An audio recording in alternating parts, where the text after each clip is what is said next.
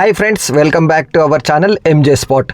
ఈరోజు మనం స్పాట్ చేస్తున్న వ్లాగ్ వచ్చి మా ఇంటి దగ్గర గౌరెల్లి దగ్గర నరసింహస్వామి టెంపుల్ ఉందంట. సో మా డాడీ సడన్గా బయటికి వెళ్ళి వచ్చేసి వెళ్దామని చెప్పాడు. సో ఇప్పుడైతే మేము వెళ్తున్నాము. అనుకోకుండా అసలు సడన్గా ఇప్పుడు యాక్చువల్గా టైం అయితే 12 అవుతుంది. సో సడన్గా వచ్చేసి వెళ్దామని అనేసరికి వెళ్ళిపోతున్నాము. గుడి కూడా ఓపెన్ ఉంటుందా క్లోజ్ ఉంటుందా తెలీదు.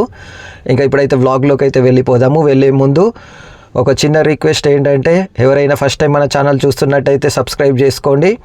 అలాగే ఈ వ్లాగ్ నచ్చినట్టయితే లైక్ చేయండి.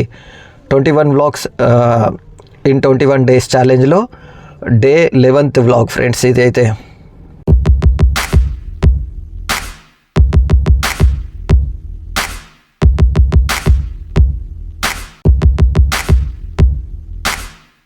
ఫ్రెండ్స్ మేమైతే టెంపుల్కి స్టార్ట్ అయిపోయాము. సో మనకి మన ఇంటి దగ్గర నుంచి ఆల్మోస్ట్ 6 or 7 కిలోమీటర్స్ వస్తుంది. మనకి అవుటర్ నుంచి కూడా రావచ్చు టెంపుల్కి. అవుటర్ నుంచి అయితే మీరు టోల్ గేట్ నెంబర్ 10 దగ్గర దిగాలి. సో ఇప్పుడైతే ఇంకా టెంపుల్కి మా మమ్మీ డాడీ నేను ముగ్గురమే వెళ్తున్నాము. అనుకోకుండా వెళ్తున్నాం కాబట్టి ఇక ఎవరిని తీసుకెళ్ళట్లేదు, లేదంటే ఇంకా అందరం కలిసి వెళ్ళేది. ఈసారి మేము ఫస్ట్ టైం వెళ్తున్నాము. ఇంకా టెంపుల్ దగ్గరికి వెళ్ళిపోయాక మీకు టెంపుల్ ఎలా ఉంది ఏంటి చూపిస్తాను.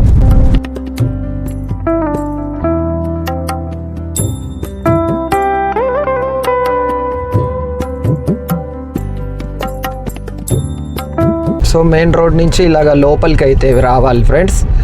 సో లోపలికి వస్తుంటే మట్టి రోడ్ అయితే ఉంది. స్వయంభూ ఏమన్నా ఉంది డాడ్?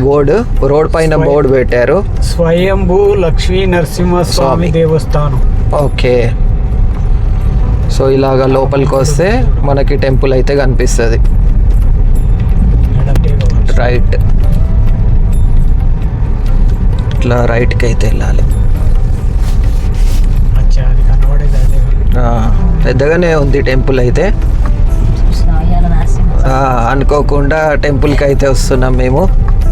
తెలిసి కానీ తెలియక కానీ లక్ష్మీ నరసింహస్వామి టెంపుల్కి వస్తే ఐశ్వర్యం కలిసి వస్తుంది అని అంటారు. చూడాలి మరి ఏమన్నా కలిసి వస్తుందా లేదా అని.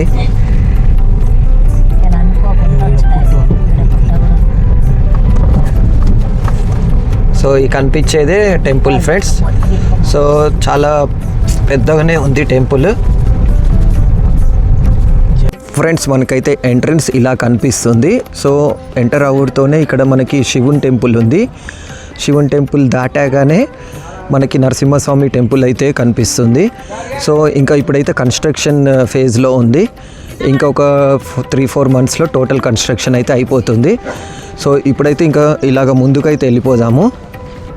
మనము ఇక్కడ నుంచి వ్యూ చూస్తే మాత్రం ఒక గుట్ట పైన ఉన్నట్టు అనిపిస్తుంది. Most of the Lakshmi Narasimhaswamy temples అయితే మనకి ఇలాగ గుట్టల పైననే కనిపిస్తాయి మీరు ఎక్కడ చూసినా కూడా. ఇందాక చూసింది అయితే మనం టెంపుల్ బ్యాక్ సైడ్, ఇప్పుడు చూసేది మనము టెంపుల్ ఫ్రంట్ సైడ్కి వచ్చేసాము. సో టెంపుల్ ఎదురుగానే ఇక్కడ చిన్నగా ఒక గుండం అయితే ఉంది. ఇప్పుడు గుండం దగ్గరికి వెళ్ళిపోదాము ఫ్రెండ్స్. గుండం ఆర్కిటెక్చర్ కానీ డిజైన్ కానీ చాలా చక్కగా చేశారు. సో నేను యాక్చువల్గా ఇక్కడ ఇంత మెయిన్ రోడ్ పక్కకి ఇంత మంచి టెంపుల్ ఉంటుంది అని అనుకోలేదు. సో అంటే మేము కూడా ఎక్స్పెక్ట్ చేయలే ఇంత బాగుంటుంది టెంపుల్ అని. సో అనుకోకుండా అయితే ఇవాళ వచ్చాము ఫ్రెండ్స్. ఈ గుండం కూడా చూడండి ఒకసారి క్లియర్గా. టోటల్గా గుట్టనే ఉంది యాక్చువల్గా. ఈ గుట్టలోకి వాటర్ అయితే వస్తున్నాయి. సో ఈ వాటర్ ఎక్కడి నుంచి వస్తాయి ఏంటి అనేది ఏం తెలియదు మనకి, కానీ వాటర్ అయితే ఉన్నాయి మంచిగా. ఈ గుండంలో అయితే కాళ్ళు కానీ ముఖం కానీ ఏది కడుక్కోకూడదు. ఈ వాటర్ని చాలా పవిత్రంగా భావిస్తారు. అలాగే మనకి ఏమైనా హెల్త్ ప్రాబ్లమ్స్ ఉంటే మాత్రం ఈ వాటర్ తాగితే ఆ హెల్త్ ప్రాబ్లం క్లియర్ అయిపోతాయని ఒక నమ్మకం ఇక్కడ. అలాగే ఈ వాటర్ని ఇంటికి కూడా తీసుకెళ్తారు. సో ఇంటికి తీసుకెళ్ళి మిగతా వాటర్లో కలుపుకొని స్నానం అయితే చేస్తారు. టెంపుల్ ఎంట్రన్స్లోనే హనుమాన్ విగ్రహం అయితే కనిపిస్తుంది. సో ఇప్పుడైతే ఇంకా టెంపుల్ లోపలికి అయితే వెళ్ళిపోదాం ఫ్రెండ్స్. ఇంకోటి ఇంపార్టెంట్ విషయం ఏంటంటే, ఈ టెంపుల్ వచ్చి గౌరెల్లి గుట్ట పైన ఉంటుంది. అంటే ఈ ప్లేస్ని అలాగా పిలుస్తారు. మళ్ళీ ఇంకోటి ఏంటంటే ఇక్కడ ఈ గౌరెల్లి విలేజ్లో ఉండే పీపుల్కి ఒక నమ్మకం ఏంటంటే ఈ గుండంలో ఉన్న వాటర్ వాళ్ళ పంట పొలాల్లో చల్లుకుంటే ఆ పంట పొలాలు చాలా చక్కగా పండుతాయని ఒక నమ్మకం అన్నట్టు. ఫ్రెండ్స్, ఇది వచ్చి గర్భగుడి. సో కొండకే స్వామివారిని చెక్కి ఉంచారు. ఇక్కడ ఏంటంటే ఒక 100 సంవత్సరాల కిందట ఋషులు వచ్చి తపస్సు చేసుకునేవారంట. సో అప్పట్లో ఏంటంటే చాలా కంప్లీట్గా ఫారెస్ట్ ఏరియా లాగా కనిపించేది. ఇప్పటికీ కూడా ఫారెస్ట్ ఏరియా లాగానే ఉంది చుట్టుపక్కల.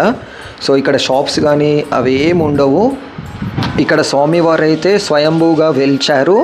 అలాగే నేను వెళ్ళినప్పుడు మాత్రం సత్యనారాయణ స్వామి పూజలు కూడా చేయించుకుంటున్నారు, జరుగుతున్నాయి ఇక్కడ. నేను కూడా ఇంకా స్వామివారిని మంచిగా దర్శించుకొని ప్రసాదము తీసుకొని కొద్దిసేపు ఆలయంలోనే కూర్చున్నాను. ఇక్కడ కనిపిస్తుంది కదా ఫ్రెండ్స్ బ్యాక్గ్రౌండ్లో ఆడ కొండ. ఆ కొండని ఎక్స్టెన్షన్గా టెంపుల్ అయితే కడుతున్నారు. టెంపుల్ నుంచి బయటికి వచ్చుడుతోనే మనకి మేడి చెట్టు, రాగి చెట్టు, ఉసిరి చెట్టు, వేప చెట్టు అయితే కనిపిస్తాయి. అలాగే ఆ చెట్ల కింద కూడా నాగదేవత విగ్రహాలు అయితే ఉన్నాయి. సో టెంపుల్ అయితే చాలా ప్లెజెంట్గా, అలాగే మనకు ఒక డివైన్ ఫీల్ అయితే కలుగుతుంది పక్కా ఇదైతే. ఈ టెంపుల్ సరౌండింగ్స్ చూస్తే మనకైతే కంప్లీట్గా గ్రీనరీతో నిండిపోతుంది. కంప్లీట్గా చెట్లు అయితే కనిపిస్తాయి. అలాగే చుట్టూ గుట్టలు కూడా కనిపిస్తాయి. మనం ఒక ఎత్తైన కొండపైన ఉన్నట్టు ఫీలింగ్ అయితే వస్తుంది పక్కా. అలాగే కిందికి చూస్తే కొంచెం డౌన్ అయితే ఎక్కువగా ఉంటుంది. అలాగే ఈ నరసింహస్వామి టెంపుల్ పక్కకే శివలింగం కూడా వెలిసింది. సో ఇక్కడ కనిపిస్తుంది కదా ఫ్రెండ్స్, ఇదే ఈ శివలింగం కూడా మనకు ఒక గుట్టలో కింద భాగంలో ఉన్నట్టు కనిపిస్తుంది. చాలా రేర్ అన్నట్టు మనకి ఇలాగా స్వయంభూగా వెలిసిన విగ్రహాలని చూడడము హైదరాబాద్ సిటీలో. మళ్ళీ ఇంకా కార్తీక మాసంలో ఇటు విష్ణుమూర్తి అవతారం, అలాగే పరమశివుడిని ఇద్దరిని ఒకటేసారి దర్శించుకున్నందుకు నాకైతే చాలా హ్యాపీగా ఉంది. మీరు కూడా ఈ దగ్గర ప్రాంతంలో ఉంటే మాత్రం తప్పకుండా ఈ టెంపుల్ని ఒకసారి విజిట్ చేయండి.